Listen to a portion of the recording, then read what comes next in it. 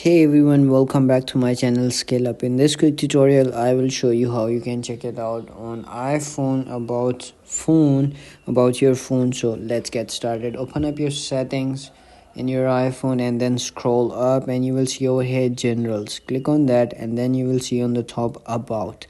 Once you click on that, you will find your all the necessary data or like your phone name, iOS or model number over here, serial number, and your storage over here, bunch of things over here. So you can check it out over here. So that's how you can do it, or like check it out. So if you found this video helpful, don't forget to like my video, subscribe my channel Scale Up, and also drop me a comment for more tips and tricks videos. Thanks for watching. See you in the next video. Have a nice day. Bye bye.